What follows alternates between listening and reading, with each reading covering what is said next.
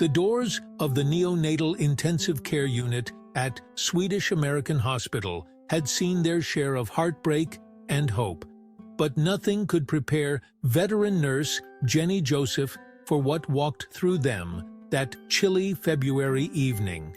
A teenage boy, his face a mask of fear and tears, clutched a shoebox like it held his entire world. Jenny, with her gentle eyes and calming presence, had been a beacon of hope for countless families.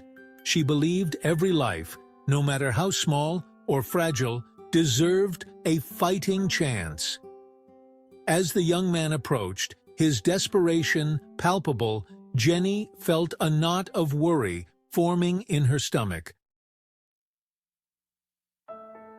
Jenny had seen countless families navigate the emotional roller coaster of the NICU. The hushed whispers, the beeping machines, the constant fear hanging in the air. It was a lot to bear. She always strived to be a calm presence, a steady hand to guide them through the storm. Years of experience had taught her that sometimes the most powerful medicine she could offer was a listening ear and a compassionate heart. Parents needed to feel heard, understood, and supported, especially when facing the unimaginable possibility of losing a child. The boy stood before her, a whirlwind of emotions swirling in his eyes. He was just a kid himself, barely old enough to shave, yet here he was, thrust into fatherhood under the most dire of circumstances. The shoebox trembled in his hands, a stark reminder of the precious life it held. With a soft voice, Jenny coaxed him towards an empty cubicle. "Come on in, sweetie," she said, her tone laced with empathy. "Let's see what we have here." Her calm demeanor seemed to steady him, if only slightly. Inside the shoebox, nestled amidst a faded receiving blanket, lay a tiny, premature baby. The infant, no bigger than a doll, struggled to breathe, its skin translucent, almost paper-thin. Jenny's heart ached at the sight. This tiny human, fighting for every breath, was someone's child, someone's miracle. The boy, his voice barely above a whisper, explained that he had found the baby abandoned in the doorway of his apartment building. He didn't know what to do, who to call, so he scooped up the baby and ran to the nearest hospital, which happened to be Swedish American. His girlfriend, Cherish, was right behind him. Jenny, despite her years of experience, was taken aback.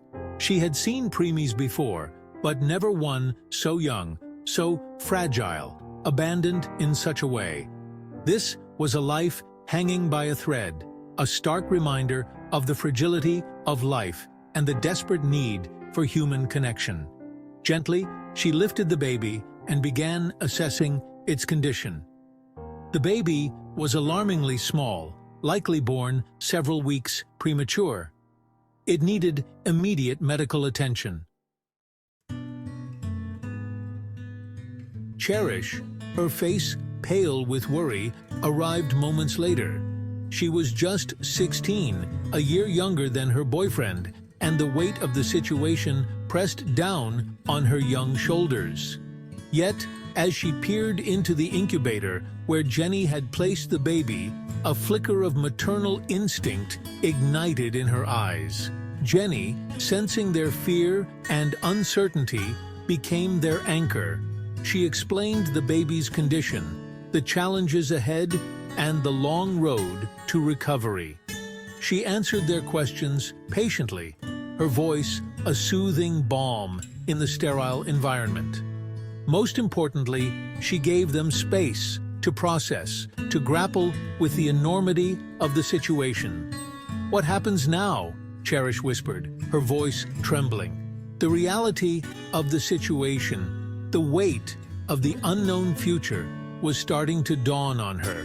Jenny, her hand resting reassuringly on Cherish's arm, explained the options available to them. They could choose to be the baby's foster parents, while the state searched for a suitable adoptive family, or they could relinquish all rights, allowing the baby to be placed directly into the foster care system.